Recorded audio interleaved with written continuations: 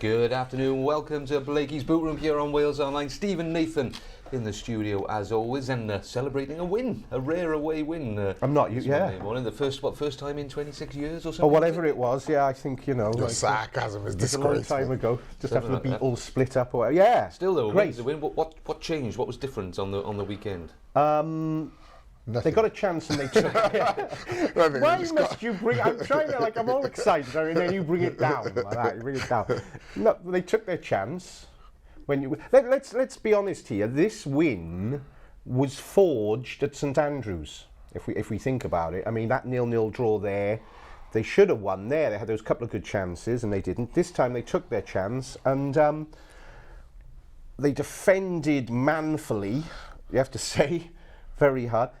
And they had a little bit of luck. I think Watford hit the post twice. And again, they had David Marshall in fabulous form. But he was in good form. Oh, he was in great form. He had some fabulous saves. You almost forgot about him over the last couple of months, haven't you? How good he is. Yeah, he's just been lurking there. But it's like Russell Slade said after, though. You know, if you're going to go to somewhere like Watford and win, you're going to have to do that. You're going to have to defend. You're going to have to concede some possession. And you're going to have to rely on a bit of luck, and you know, unfortunately, all those factors came together. And to be positive, what a fantastic victory! It's great, you know, because I mean, Watford, you know, I think that Vidra and Deeney. I don't know about you, but you know, they're as good a Troy Dealey. Yeah. They're as good a strike force as in the league you're going to get. One of the that. biggest tests you're going to get, and the Bluebirds came through it. So yeah, what about the Cardiff strike force? Then that was the change he made. I think you were both calling for it. I said, rewind to last week. You did. Who said, drop Makeda, bring in Jones, drop... Russell must be watching this. He must be. I got bad news for you. He's watching this and getting all his tactics off me. So I got really bad news. I better watch what I say this week. Drop Marshall, bring...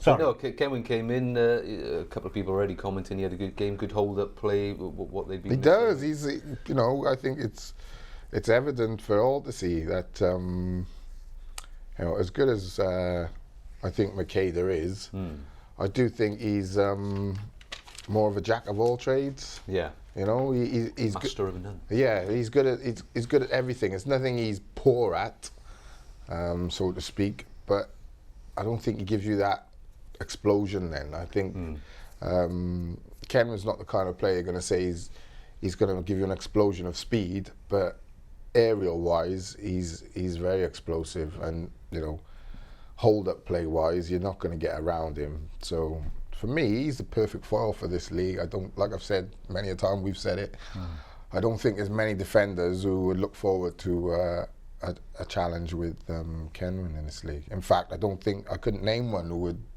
go out there looking forward to the ding-dong with him, because he can leap like a salmon, you know what I mean? So unless he's carrying something, you're not going to beat him in the air. So well, I mean that the assist for the goal, exactly. Gomez came out to punch or whatever, determined to take everything with him, and Kenwyn still got his head on the ball, beat him to it. Yeah.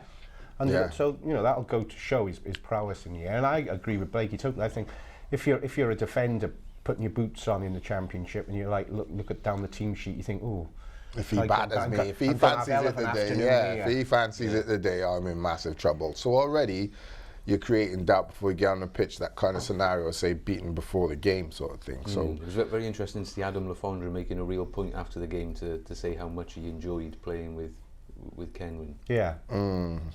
I mean, I think that's well picked up, John.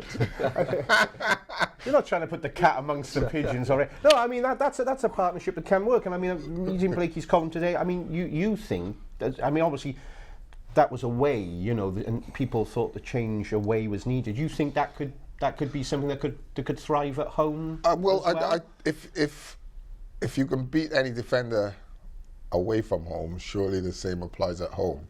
Plus, you've got your home crowd, home advantage. For me, you probably perform even better at the higher level at home. So for me, it's a no-brainer. You know, I wouldn't understand. I understand systems changing from home to away from home. But as far as if I've got a striker in my team or in my squad who I know there's not a defender in the league that's going to be able to cope with him, and he's playing well and has done prior to circumstances happening with his family, and has come back and, you know, has maintained that form, it's a no-brainer. I think you just say to him, just keep doing what you're doing. That's all you've got to say. Keep him sweet, keep doing what you're doing, keep doing what you're doing. Absolutely. A couple of comments. Steve Williamson was at the game, best performance I've seen from City in a while. He says great work ethic, bodies on the line sort of stuff. Kenwyn Jones' hold-up play was great. Noon man of the match for him. I don't think we've been able to say that so far this season. We have said about Noon though, as you come back, you do that, you come down a bit, you level off, and then you get back to normal form. So it's not surprising. Very positive. Wayne saying, I think McKay has had enough chances. Similar sort of theme there, really. What about Russell Slade then? As we sort of build it, you know, was this the week, if you like, where the fans finally accepted him? There was a nice moment at the end of the match. He went over, big salute from the fans. He's got that away win. He's had the Juan Cala thing, which we'll maybe talk about in a bit more detail now to deal with, and came through that well. He's impressing me in all aspects of what he's doing. I think. I mean, you know, what's that look? Oh, he is impressing me. For a start, you look at the home form. What are you going to do? What you're not going to say? What can you say about it? It's absolutely perfect. That's it. Results-wise, I hate it. It's absolutely perfect. This away win now, and as I say, you know, they were unlucky at Birmingham. You know, they could say they were unlucky at Millwall. They've put that to bed now. They've got a good, as we're saying, a good away win. Russell himself, I mean, the main contact I have with him is through the press conferences and things. He does well there. He answers what he's asked, not giving too much away, but pretty forthright. As you say, John, you know, he faced probably, ahead of the Watford game, his sort of biggest challenge yet, in that, you know, we'd spoken about he was going to have to alienate, you know, the bomb squad, some people going to have to be alienated. Well, one of those guys broke ranks and came out and said, you know, where's the respect for me? Why am I, you know, Juan Cala threw his toys out the pram, basically. Slade had to deal with that firmly and quickly, and he did. He came across as very firm. He came across, you know, with great authority. And I'm missing that. I've seen the Juan Cala thing, but I didn't see the reaction from Slade. Well, Slade on Friday was the main order of business at his Watford pre-match press conference, and he basically came out and said, we're going to investigate his comments on social media because we have guidelines, and we'll see if any disciplinary action needs to be made. To clear things up, Juan is one of the players that I spoke to and his representatives, and he's been told he can leave in January, and that's where we stand. I feel I'm well served in the position of centre half right now with Ben and Matty Connolly and Bruno and all that, and I thought he came across, he diffused the situation straight away, and he left one with no doubt who's in charge, and that's what you want. Yeah. So I thought he did that, and then to cap, I thought a good weekend in front of the cameras for him. His side went and won there. So a little bit. I mean, I don't know if anyone's read my match report today. I don't want to sell it, but you know, no. But I think, you know, I think there's been a bit of, I think I call it snobbery, if you want, surrounding the club. Who, you know, who the hell's Russell Slade? He's only been at Grimsby, and not. Quite frankly, who do Cardiff City think they are? You know, in a way, they know, you know, the situation right now. No, I think he's come in, he's done a good job. I don't think he's get the credit he deserves. And I think going forward, he should be getting a bit more respect than he's been getting. So I'll have that exclusive interview with Russell. No, I don't want to joke about it. I don't want to joke about it because that's how I feel about it. I do feel he's from, I'm not saying everyone, I just think from certain quarters there's been a lot of and to address the sort of elephant in the room, the value or how I know this is one of your things, Becky, the pleasure to the eye of watching his side. I agree right now. They're not the best side to watch. But I asked Russell about that and he said, look, yeah, I get that. Time. I want to be playing fantastic football as well as anyone. But that's the next step of the process. And I think right now, with the way he's started the job, Slade has certainly earned the right for people to go along with him now and to be given the support to move things forward. Because, 2 points off the playoffs now, man, I mean, at the end of the Solskjaer reign, people were talking about, remember, we're looking down, we're going down, it'll be a double relegation. He's completely turned things around, and I think, he's been doing a good job. I get down off my soapbox now and just read the match. It's all in. You should go to the House of Commons. I tell you what, the match report, you got to believe, is even more sycophantic than that. So that's going to freak you out. As a balance to that, then. Oh, is there somebody on there slagging him off now? A couple of people pointing out 28% possession again, which is not just low, it's exceptionally low. You don't often. Do you know what my thing is? 28% possession, and you've got the best squad of players in the league. Yeah. And I've said it, and I will say it again, not straight away. It's not the test. Right now, I think Russell Slade's doing a superb job, and it is about winning. But like I've been saying for probably a month now, maybe a bit longer, there does come a time where you expect to see very good football. If you've got if you're the owner and you're forking out the most money for the best players, surely it's logic that you're going to play at least good football. Yeah, so 28% possession, I mean, that's a frightening statistic. And you will, trust me, lose a lot more games than you will win on those stats.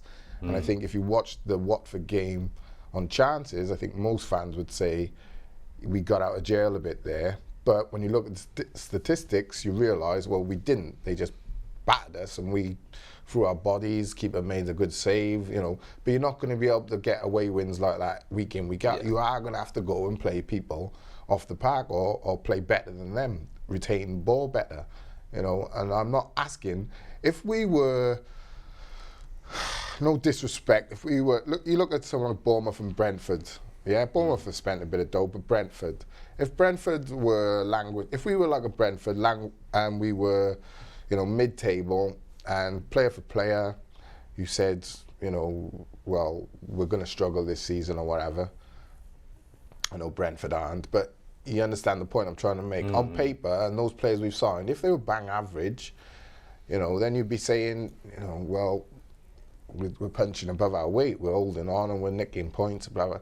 But we haven't. We got a situation where we got players who are dispendable. We can get rid of 8 or 9 or 10. So make sure you choose the right squad first and foremost. Get them into a winning position and winning mentality. He's done that. The next stage is, right, let's see, some good football, because, you're paid to entertain people. And I don't mean entertain as in this is a stage and, we're gonna all the world's a stage. Dance about, there's to me, the world globally has gone almost Barcelona mad. Pass. All the new coaches who are coming taking their badges now. It's the gone of the days, a 4-4-2, boom, back to front. It is becoming League One, and gradually in League Two, it's becoming football. So League Two is gradually going that way. League One is almost there. Championship is there, and Premiership is the elite. So, as a fan, and Cardiff been brought up on football.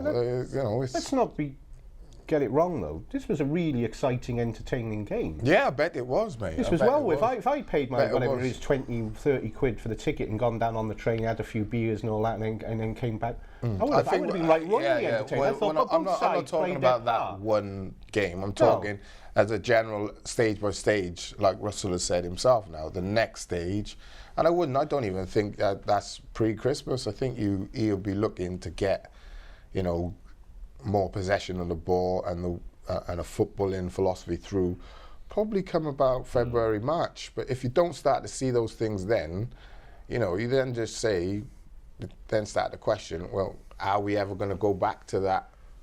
I'm not sure.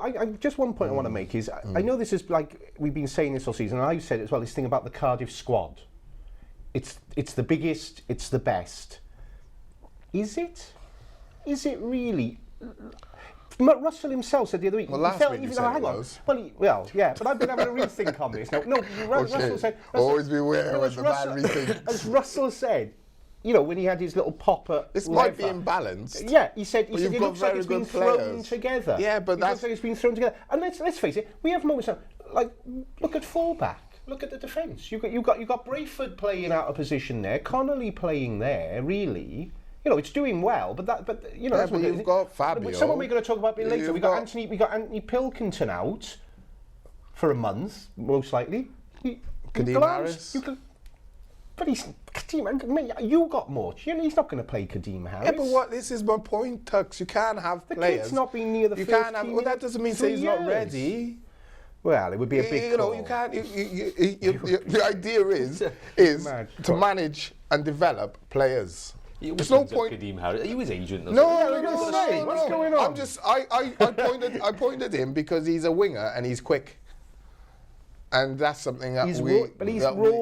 Okay, well, He's not. He's too raw. But I'm not saying we discuss that now. Why do you say he's raw? You haven't seen him play. Well, that's because he's never been nowhere near the first team. Yeah, but what I'm saying is, okay, take him as I'm just using his name as an example. There's got to be players, and I know I've seen them. There's players within the squad that can be utilised. You can't say that. What have we got? Yeah, we know the squad has been thrown together, but it was 8 or 10 players thrown on top of a very good squad already, a big squad. So you've got 30 odd players to choose from, is my point. Now you've got left backs, you've got Fabio, you've got young Deck, you've got Brayford can play there, you've got Connolly who can play defence, then you've got 4 or 5 centre halves. You've got an embarrassment of riches. Like I've said before, the only thing our squad lacks for me is pace out wide, and maybe pace as a front man. The 2 wide men and the centre forward. Well, I'm just saying, I think you're talking about, let's be honest, we're talking here about entertainment value. From the 30, my point is, from the 30, you should be able to get a good 20, 22 players who are as good, if not better, than most players, most teams in the league. I think he'll want to bring some in January anyway. I think that's natural. I think that's what that. I mean, if we're talking about this next step to the end, the flowing football, I think Russell himself believes, for all the talk of all these large numbers and how brilliant the squad is, I think he still believes he's lacking some key elements in there that he himself, and it's natural. You want to bring in your own guys. You don't really want to work with somebody else's tools. I think he's doing a fantastic. We both said. I think he's doing a great job at the moment, results-wise, doing that. But I think the next logical step is for him to bring in some elements of his own, and then I think we can judge. Okay, what is your brand of football? And you got your key. You got what's he going to want? A central midfielder, maybe? I don't know. I don't think, like I said, I don't think it'll happen straight away. But I think even he's conceding. Yes. We're a big club. Cardiff are a big club. 25,000 fans every game. You've got to say, at some point you can't just say, oh, well, it's not his.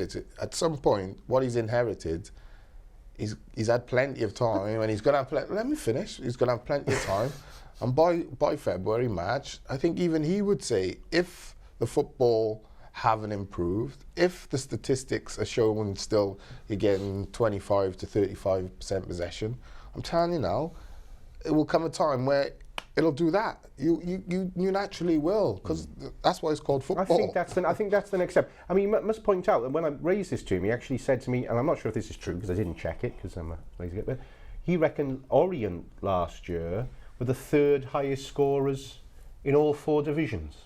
That's what he said. So, because that's another one of these things, to come back to what I was saying earlier, but that's another one of these sticks used to beat Russell in a way, isn't it? It's that no, it is in a way. Is that he doesn't like flair. No, I'm not on a. Something's gone on in the week, isn't it, that we don't know about. You don't know. We're at the outside looking in. This is me going to bed at night. My Russell Slade. No, it's true. This is a stick that's used to beat him. This is a stick that's used to beat him. He doesn't like flair.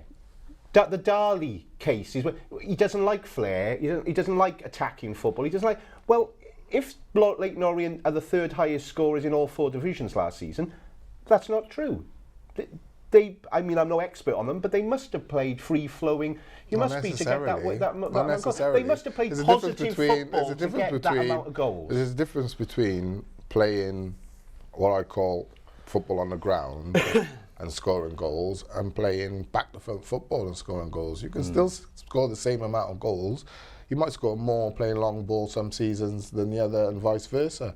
What I'm saying is the style, the philosophy of football, I think, what fans are saying. And I think our fans have been unhappy for a long time with what they're paying to watch.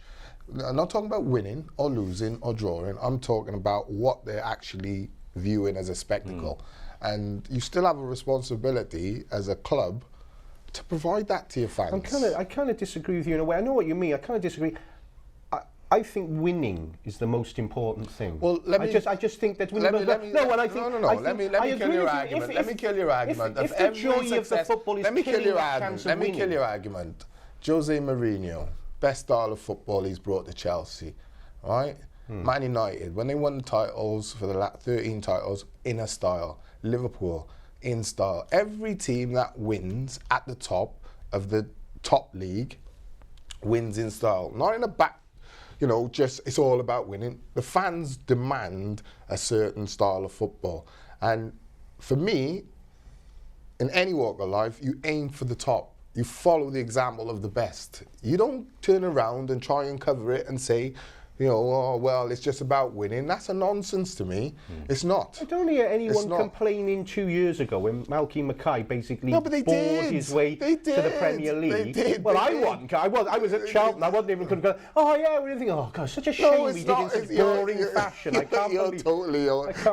Sorry. I haven't said a word for about 20 minutes. That's when the show really takes off, Tony, Absolutely. I'll give you a Ranger comments. Paul saying, not happy myself. Okay, results have been great, but I pay a lot of money watching Cardiff at home this season and away, and I've been bored stiff. I'd rather stay mid-table and watch entertaining football.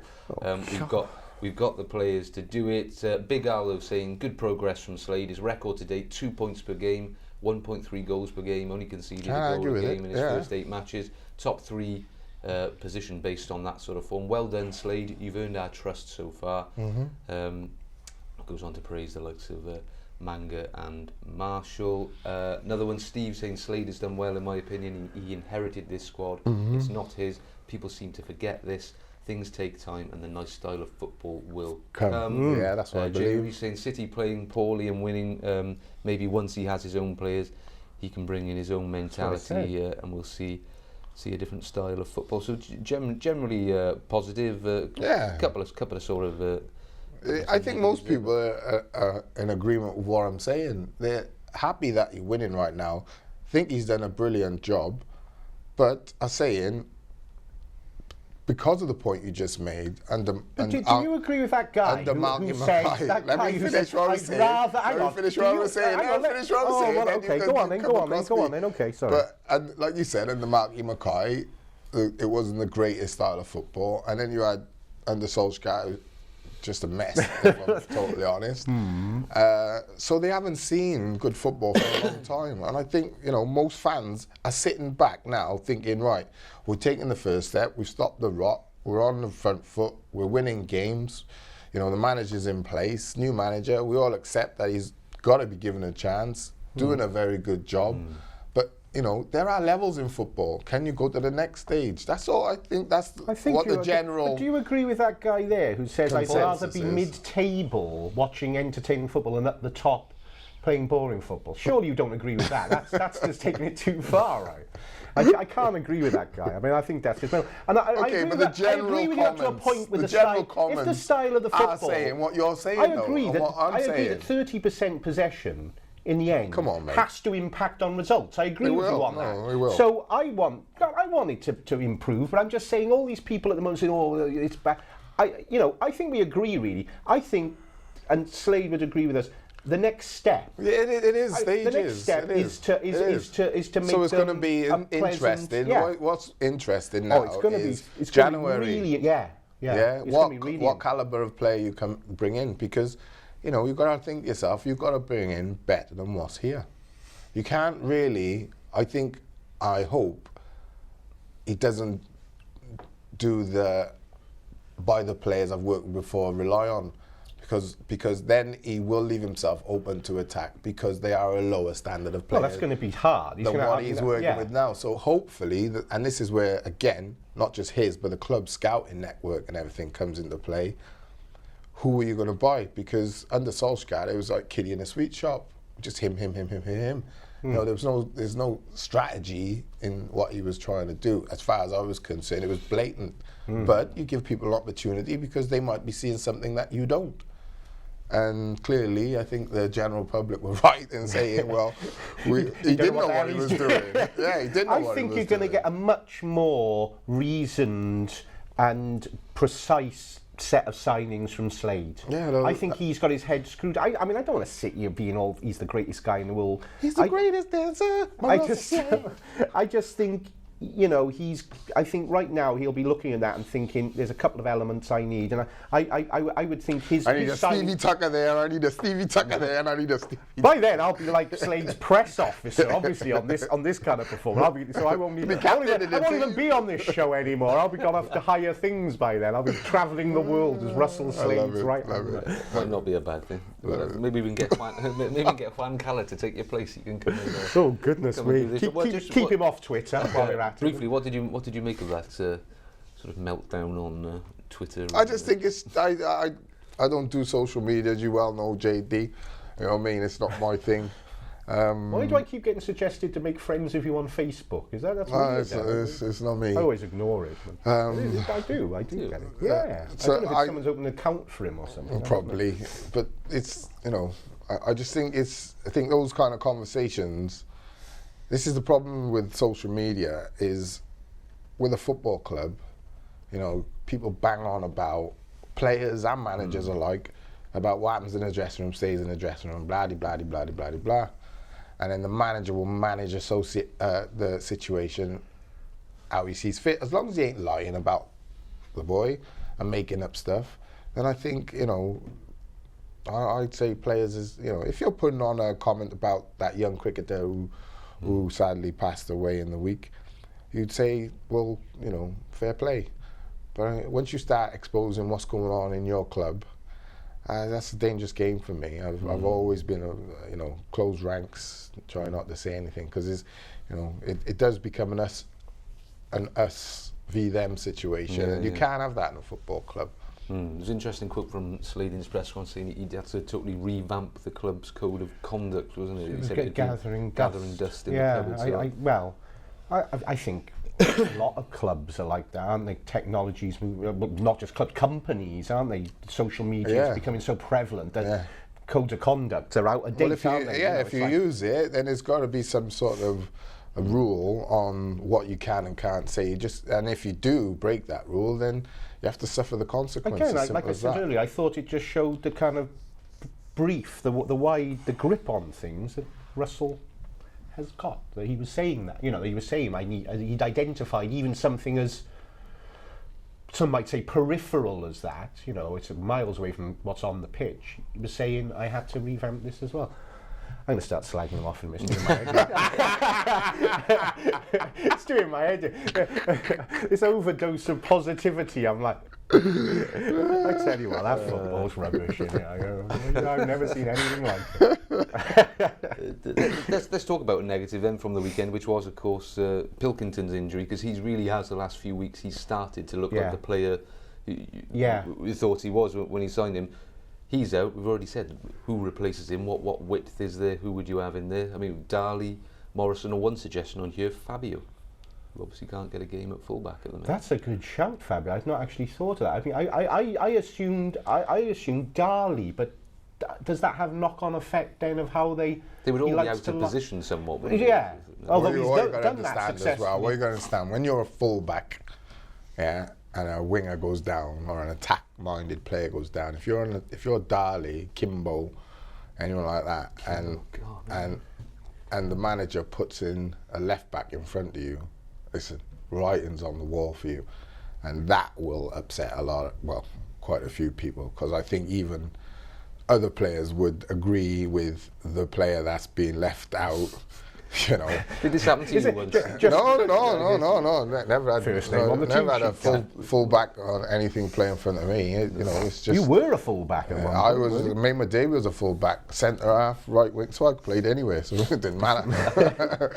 But it does. What that does is it creates friction for you as a manager with maybe more on the player or the 2 or 3 players who could have played the position, because they then speak to the boys, and even the boys are sometimes shaking their heads going, yeah, I can't believe it. Do you know what I mean? That you didn't fancy him at all, then you put him in front of 2, 3 attacking players. Do you know what I mean? So keep monitoring Twitter, I think, is it, for more discontent? I'd say, You've got to be prepared to throw people the opportunity to fail then, if you like. I don't mean one game. I mean, if you don't fancy the likes of Kimbo or Darley or Morrison, or if they go out there, they might just surprise you. They might just do things, get you the winning goal. All of a sudden, they're in your good books. Who would you throw in there then? For Pilkington. I'd say Kadeem. Yeah, I was going to say, Kadeem Mohammed. I'd probably, I don't know, to be honest with you. I never really gave it much thought, but Darley. You're on a chat show about Cardiff City. I've done that. No, but I'm saying there's three there's 3 or 4. Darley is it? I would think he's been the closest to the first. I don't think you can just. My point is, we can't just say, I put him in there. None of them have played, so it's going to be as a result. Darley has played quite a lot. It's going to be as a result of what's seen in training and how they're doing. Darley could be down here on the floor, Kimbo could be up here right now, and vice versa. So, to say, I would play him, none of them are on fire clearly because they can't get in the team. So it's you make your choice. It's a blow on what you see, rather than us guessing at it. Pilkington, I think it's a blow, particularly it's the festive season, because he's he started to impress, I think. Positive. And they just kind of and you get the impression with the recent performances and results that the team's starting to settle and bed in a bit now. Well, it'll probably be Joe Rowles actually thinking about it. When he came on for Pilkington and he played instead of Nunes, didn't he? Yeah. Not really. I like Joe. You were saying Darley then, and I went with Rowles, and he went for Rowles. Yeah, more defensive thinking. That does sound like the way his kind of MO. Probably, probably. But it's a blow. It is a blow. We should just clear up one thing. One thing that was reported, another that would be a massive blow, was David Marshall. There was a report yesterday, wasn't it, that he facing a hernia operation, could be out for 6 weeks or so. Yeah, but we've had that confirmed that that's not quite the case. I think there's a niggle there in the groin, but it certainly doesn't need to be dealt with. It might require some probably end of the season, but it can be done in May, as we're told. So if you can stop crying, or whatever it is in your bedrooms, like your David Marshall posters, because it looks like he won't miss. I'm hoping he gets another injury, obviously. Indeed. I'm just looking at the table now. Let's talk a bit about the table. The fixtures coming up, because it's that key month that we always say December, Christmas time is where it all happens. This time next week, they could be in the playoffs. It is a funny old league. Millionaires. That's the end of that. They're literally 2 points off 2 points off Blackburn in 6, so 2 points off the playoffs. They're only 6 points off the top of the league, Derby. I know that. I mean, we can break his comments there. You reckon a good run and forget the playoffs, maybe? Top 2 is possible. I don't understand. I can't imagine being 6 points behind the team at any point and thinking, particularly we can't win this. 1st of December. You've got a while to go. You've got like 4 months to go. We can, put it together. Get your heads down. Get together. Cohesion, collectiveness, spirit. Get it all together. You can, walk it. It's not. You'd be surprised how much that collectiveness how far it can take you. And I think, if they can get that, improve their ball retention, that is going to be a problem. I don't care what anyone says. Improve their ball retention. And I don't see, there's some good teams in the league, but no one's blown me away. Middlesbrough I thought were good. I've seen Derby, I think they're good. Watford, I think they're good. Bournemouth, they're on fire, mind. They are looking good. But they got quite a tough Christmas. Yeah, I don't see anyone who I think to myself, out of the teams I just named, plus 3 or 4 others, if any one of those teams went on a run, they blow the league away. This is such a weird division. I know we keep saying it every week. I mean, I think I was sitting here last week going, I don't know, it's Derby, I think, will go. And then they go and lose to Leeds, and which I know is not always an easy game. I think you said it as well. It's this year. It's like nobody wants it. Nobody. So you get yourself in a position, and as soon as they're there, Watford, Norwich in particular, fall away. You're right, Blakey. If Cardiff can get on any kind of run of that's what I'd be thinking now as a player. I wouldn't be thinking playoffs. I'd be thinking we can win the league. You, John, get on.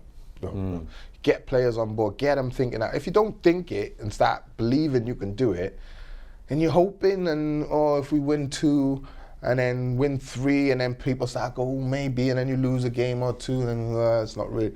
No, cut all that. Just think, really positively, because they got the players that can do it. Oh, crikey, January's coming up. At They home, got money. They're already in the middle of it. They don't even have to go to the owner for money. They can generate money by selling players that they've got on their books, or even getting them off the wage bill. Do you know what I mean? And then bring in 2 or 3 or 4, whatever he wants to bring in of his own men. But I just think it's wide open. The opportunity is there, and when it knocks, you just got to take it. And let's be honest, we're saying they need to go on a run. They are on a run at home. They've just won their last 5 home games on the bounce. Now that's a run. You know what I mean? That's a kind of like that's fortress territory. So you got one half sorted. It's going to be exciting. That's the good thing, isn't it? It should be exciting. I imagine. You've got interesting fixtures coming up. Rotherham at home on Saturday. Grudge match for Slade because of the League One playoff final. Yeah. Then Bournemouth away, which very difficult. Then Brentford at home, which again before the start of the season, you would love the look of those fixtures, wouldn't it? You were thinking, here we go. Yeah, it's weird, isn't it? That's true. Brentford third, I think. Second, third, yeah. Bournemouth top, is it? Bournemouth, Derby, or Derby Bournemouth? Top, yeah. Bournemouth, Derby. Ipswich, Brentford, Bournemouth. Now Ipswich, I don't want to big you up, but you were talking about Ipswich. It's Mick McCarthy, mate. Yeah, I remember you saying that. We were talking. I think we were talking about you going to do a column on it, and you were saying Ipswich. Yeah. It's Mick McCarthy. I thought you've got to get one thing right, haven't you? He very rarely. You say enough stuff. He very rarely gets it wrong in the Championship. Yeah. That's what I say. As a club, sometimes you pick a manager who has a bit of a chance. Like they say about Sam Allardyce. He guarantees you Premier League football. Mick McCarthy, not guarantee you promotion, but he's a go-to man. You're going to be in the mix, And the first season he might not work it out, but once he has got it, give him 2-3 years. And he'll have you definitely in and around the playoffs. Funny, it's true, and it guys with McLaren at Derby. Yeah, it's experience, mate. That experience is coming to the fore. And they command instant respect off their players. You know what I mean? Mick is like, I had a little short spell with him at Sunderland, and he's a great geezer. Is he one of those instant respect? He just tells you straight. Yeah, it's how you like it. Do you know what I mean? You don't want a manager fudging you. You don't want him saying, oh yeah, well, yeah, great, and then the next week it's like, oh, I brought my own player in. You know, you want a manager to tell you straight, you've got the shirt. You know, I'll give you 6 games. If you don't produce the goods, then I'm going to give it to Tux. Simple as that, John. Do you know what I mean? He is straightforward talk, and you don't have to. You're not as a player guessing, thinking, oh, I wonder if he fancies me or if he don't, or. You know what I mean? If he does, he tell you and gives you confidence, go out and play. I think Russell Slade's got a bit of that. Hey, Dolly, it's been 5 minutes and I hadn't picked up Russell Slade. That's breaching my contract that I now have with the Russell Slade Corporation that I'm involved with. You know, but I think I'm not saying it for the sake of it. He has. You know, I think the colour proves. You know. I'm moving into mine. Ring him this afternoon and see if he as soon as this show is finished. I just pray he doesn't go on a bad run. Rubbish. He'll be totally blipped. I mean, see it on this programme. I don't know what anyone's going to get rid of him. Oh, God. Let's positive. This is the positive boot room today, isn't it? I said that on Facebook. I said there's going to be a positive vibe. It's the league is open. It's there to be grasped. It is. It could be the Bluebirds who do it now. Yeah, big couple of months. Yeah. January looks Fulham, Norwich, Middlesbrough, Derby. That is a tough man. That is tough. Off the back of Christmas as well. And that's what I said. I think December, January. Oh God! Is January 31st. Where we're either chasing, trying to catch up and get into the playoffs or top 2 or whatever, or we're in there and we're solidified and we're looking like, you know, promotion candidates. Definitely, I don't think after December, January, I don't think anyone's going to be maybe not. It's going to be. You know, do you know what? 8 points is too much to catch up, or you know, we're in and we're on fire and confidence and belief. We've got every chance of doing this now. I just realised I'm enjoying this 10 times more than the Premier League season.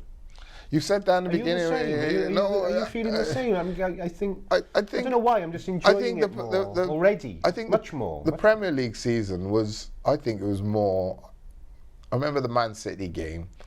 And that was it was a fantastic occasion, wasn't it? The club, the fans, everything. It was almost like a cup tie, though. Yeah. You know what I mean, in a weird way. It was like, you know, it was their first. It was the first time back in the top league. Yeah, it was a historical game. And then beating the champions and what have you. That was good. But then it was all the mess off the pitch, and you knew it was coming. Well, yeah, it was signal. You know what I mean? There were signs there that it was coming, but. You know, but now we're sort of sitting here looking at and Dolly saying, "Oh, look at January, you know, Norwich," and you're kind of like you know, you're quite excited by what's to come. And salivating there. Salivating. Look in your lips. You're salivating about what's to come. Yeah. I am anyway. Indeed. What do you know about Rotherham? I probably shouldn't ask you this live, should I? Because the answer's probably not much. I know that they beat Leighton Orient, didn't they? Not a great deal. They're struggling. Yeah, they're one of the sides that's come up. Yeah, and they had a decent start, didn't they? Then they've all of a sudden they've hit the buffers a bit. Are they like 4 off the bottom or 5? 21st, yeah, they are. Yeah, just at one place. No, I know that they've been struggling. So drew with Blackpool last time. You would have to think, surely, that with revenge mission after the playoff final, Cardiff's brilliant home form, draw. You know what Cardiff can be like. No, you've got to think that on Saturday that is a perfect opportunity to pick up. Look. We've been saying how tough, you know, a trip to Bournemouth is. You know, they got a trip to Charlton. But let's be honest, if they're going to be doing this, what we're talking about, forging up into the playoffs, games like Rotherham home are ones you've got to win. They're your bangers. Like. Yeah, you know that. You might get a slip up once or twice in a season, but you know it's those kind of games should be. You would imagine they would. Well, next week we have Rotherham, Bournemouth, Brentford. I suppose their team Slade is actually going to know more than any. Exactly. More than, why would you say that, though, John? Why would you say Slade would know them better than? Well, because they recently promoted. They were in League One.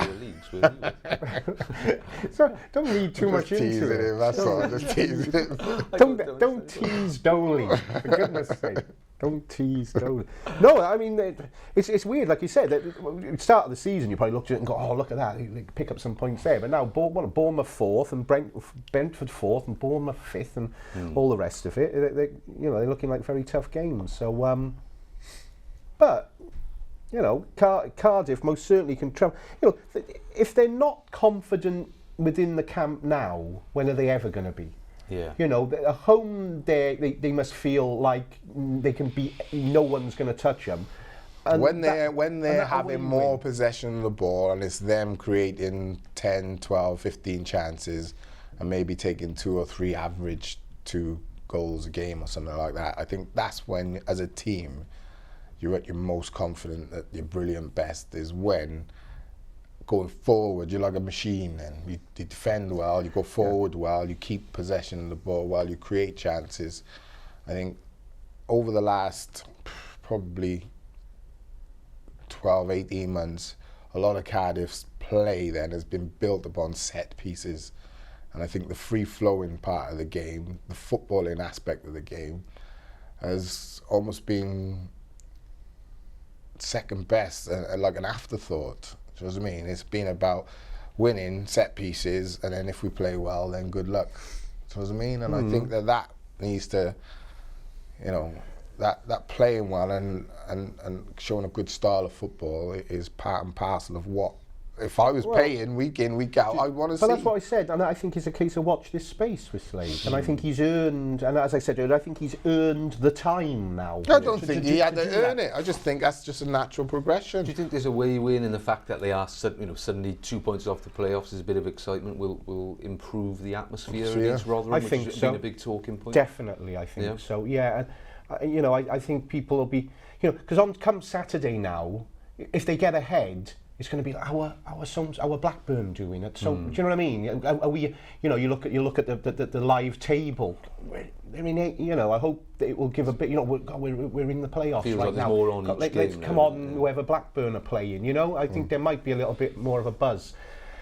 The off-pitch things we talked about, they're always there. But as Blake, if there can be a bit of an improvement in the performance levels, just slowly but gradually. And as they move, if they can push up nearer to the top spots, I think the atmosphere must naturally improve. I hope. Anyway, because I don't know if that Blackburn game, and it was a Friday night as well. I don't know. Maybe that was, I know everybody was saying how poor the atmosphere was, and it was poor. I'm hoping maybe against Rotherham there might be a little bit more of a buzz in the air. Has that annoyed Slade? Do you know the fact that been winning games at home, but a lot of the talk from us and from media, and fans has been negative? No, I'll be honest, I don't really know. I've not spoken to him about it. I know he made a big fuss. You haven't? We're talking about other things. Our holiday during the summer, we're busy planning that now. We're going the flat we're going to share later on. But I mean, I know he made a big, as we said earlier, about him doffing his cap at the end of the thing. I know in the press conference after he made a big thing about talking about I know they were away, but the supporters that went to Watford. I mean, but that's quite natural. He's not going to say, I thought they were absolutely terrible, I hate them all, is he? No, I used to love playing at home, but I have to say, away fans, they are special. Well, the Cardiff away they are special, mate. They are special. You've always I said have to say that. They are the Cardiff special. Away fans, some of them, they are. They are special. They are amazing. So, I just think at the moment he's glad to be winning every game at home. I'm not sure he's too worried about, the atmosphere is a bit muted. I think like we were just saying, I think he assumes if they keep winning, if they keep moving up the table, the atmosphere will, as the excitement of what they're doing in the table mounts, the excitement within the stadium will naturally mount with it, I hope. Still no sign of Mr. Tan, is there, this season Who? at all? Never heard. I know, he hasn't been to one game. Yeah, interesting, isn't it? No. Yeah. Oh well. Roll up. I'm sure when they're, getting to be promoted back to the Premier League, I'm sure he'll pop up or something like that. But, I mean, that was funny enough, that was another factor, of course, that was, I thought, Slade dealt with well, that's been another thing, isn't it? That Vincent Tan is choosing the team, and Slade himself is merely a kind of front man for that. There was a suggestion it was his decision that Calla shouldn't play. Yeah, and I thought Slade again, unless he's downright lying, which I doubt, which I can't even envisage would happen, said, forget it, it's my decision. So that was another thing that I thought was dealt with firmly, but, you know. Listen, I just think you should put it on record. I think he's done superb, Russell Slade. I really do. I don't know, to get an away win at Watford, I think it was great. I still think, admittedly, he would admit as well that, you know, the possession stats need to improve. And I do think, you know, over time, I hope that the style of brand of football gets better and better and better. But like you just said, he should be given time. I think whoever came in, you could have had, you know, Alex Ferguson in. You still have to give him time, you know, to change a way a team plays. It's very difficult. It's not something that you just do a week's training and go out and you see.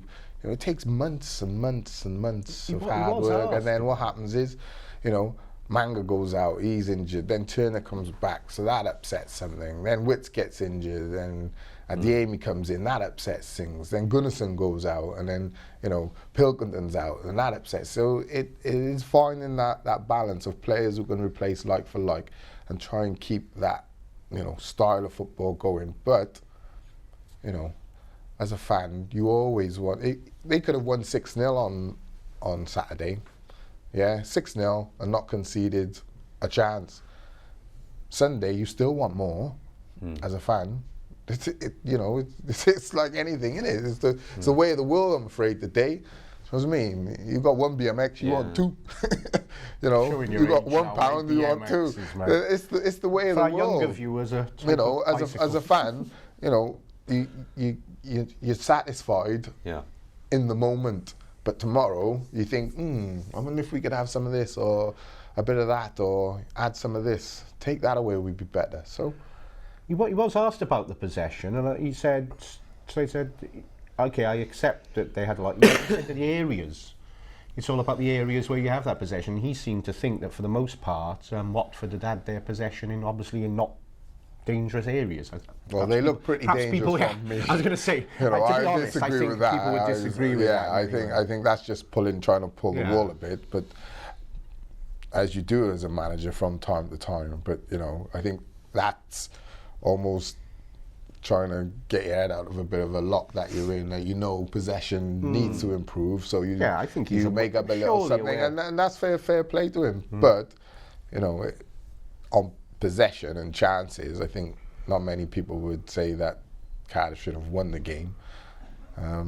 But hey, that's the way football is. Sometimes you get out of jail, and they have.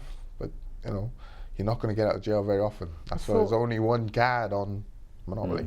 You mentioned Adeyemi. I thought he looked good when he came on. Yeah. He had like 15 minutes, 20 minutes at the end. I thought he maybe looked as good as I've seen him in a shirt. He's been injured, obviously. I just thought, I just, you know, it's only mention it because, you know. I think I felt a bit sorry for Adeyemi as well, because when he came in, I think there was a lot written about he was this box-to-box goal-scoring kind of midfielder. And I looked at his record, and I never really thought he was a goal-scoring midfielder. He might have been a box-to-box, hard-working midfielder.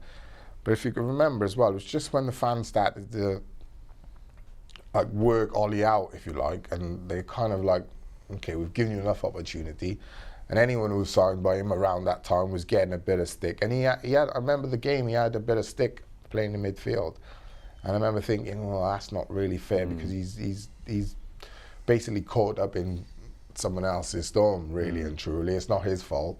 And it's going to take him time to settle, get to know the lads, get to know the area. And once he does that, I'm sure he'll show us what he can do. He made a difference at Vicarage Road. I thought he's a good player. It coincided with, I mean, the way it worked out was start of the, I mean, you know, as you know, start of the second half, Cardiff were like being battered, and in the, I mean, they did well to hold it in, but by the end, then I thought Watford had run out of ideas really, and I mean, Adeyemi came on and he's got legs, isn't he? Yeah. And he just looked quite controlled and all that. I like him. It's just an option. He's just something to think about. I think he's the type of player that, you know, Cardiff, you know, because I've said like Witts and Gunnarsson in the midfield, I think you need more explosiveness. I think if you're going to play them, you need another one in there Yeah, because Wits will give you creativity all day. You're gonna give you like the tackling, but you do need that box to box kind of player. I would play Gunnarsson as a holder, and I'd put Adeyemi and Wits alongside each other. And I think if you can get that prowess coming from midfield, run, you know, you hardly ever see this anymore. Third man running.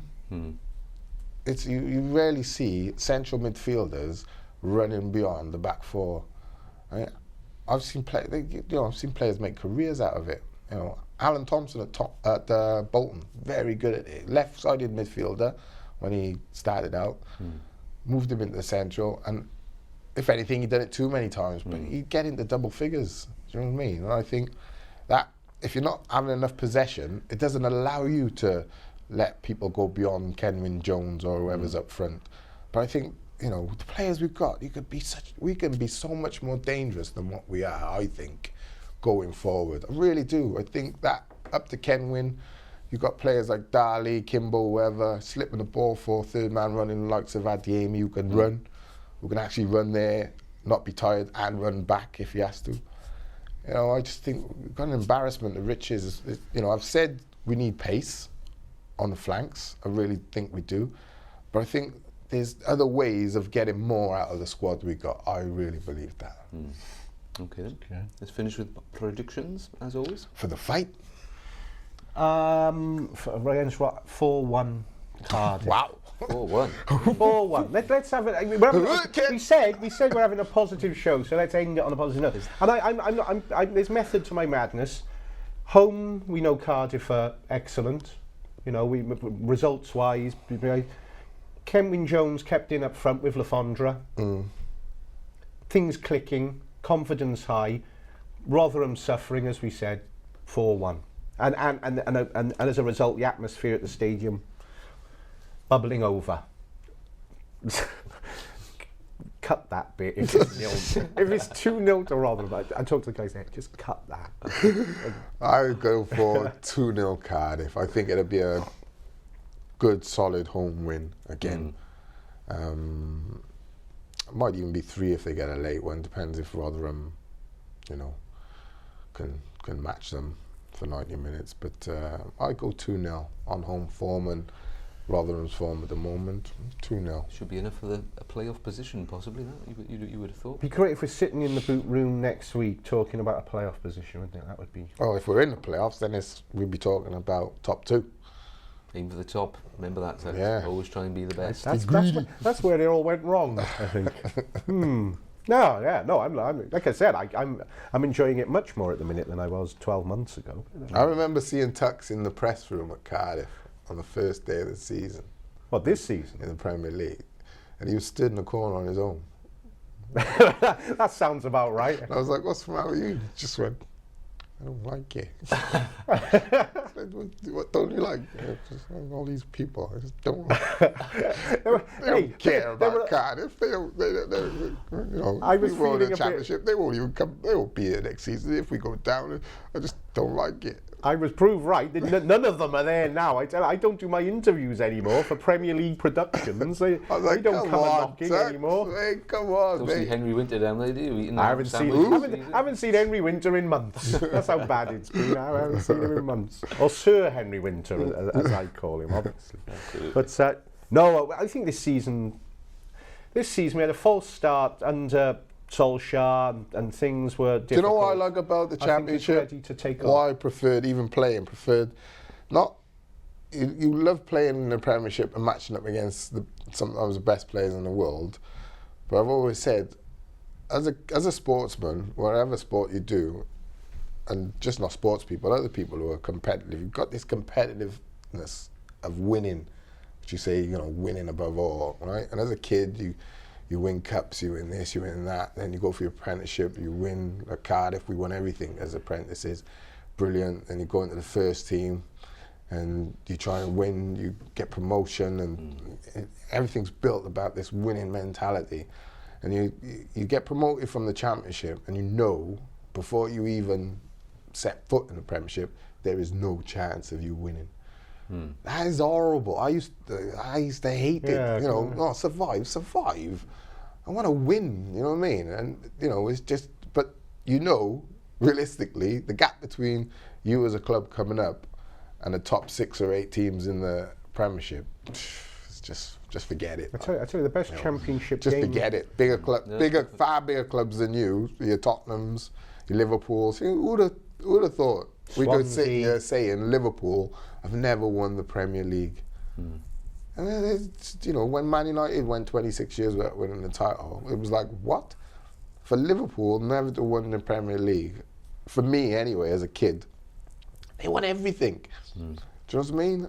You know, they did literally win everything. Well, they had a great side. And to say but so for me, I preferred the Championship because I knew there was a chance of a trophy at the end of it. The best Championship game of the season so far. That's what I love. I think QPR Leicester last Saturday. Brilliant. Great game. In the Premier League, of course, but it was it's a Championship. He had me confused. But that was, I think it was kind of like a high-quality Championship game being played in the Premier League. But you know, it had what the Premier League lacks sometimes: people just booting each other up in the air and running around like the Keystone Cops. No, but I think I would say the Championship is. I would say it's in the top 5 hardest leagues in Europe, comfortably.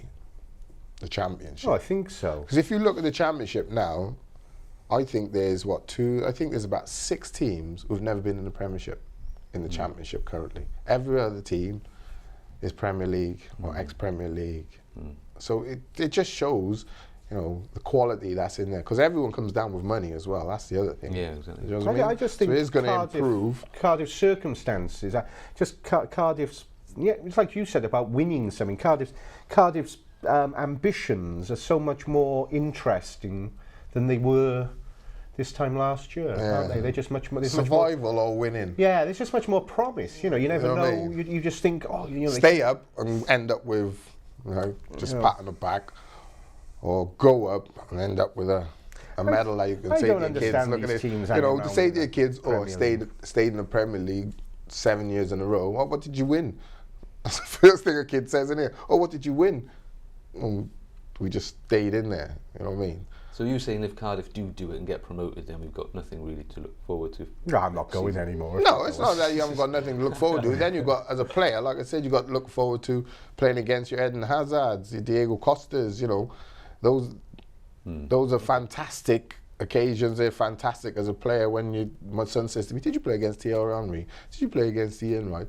Did you play against, you know, Steve Bruce, Gary Pallister? You know, their children are saying, did you play against Nathan Blake? You know, you can say, yeah, I did. But, you know, when it comes to winning, there's not many people who can say, I've won the Premier League. Well, what is it, 5 clubs who have done it, I think? Says it all, doesn't it? In what? How long has it been going? 25 years? 26 years? Long time. Exciting stuff. Okay, come on, let's do it. Let's leave it there, shall we? Great. Good stuff. 2-0 for me, 2-0. 2-0, 4-1. We'll see who's right next week. Thanks for joining us. As always, all your comments and questions much appreciated. We'll be blogging that game live Saturday after normal kickoff, isn't it? 3 p.m. 3 p.m. Classic kickoff. I hope they win because Tux's blogs when he loses are brilliant. I can't believe I hope they win. If they lose, I'm going to call for Russell Slade to get sacked. The biggest U-turn in history. Useless. No. Come on, the Bluebirds. Indeed. Okay, good stuff. We'll see you again next week.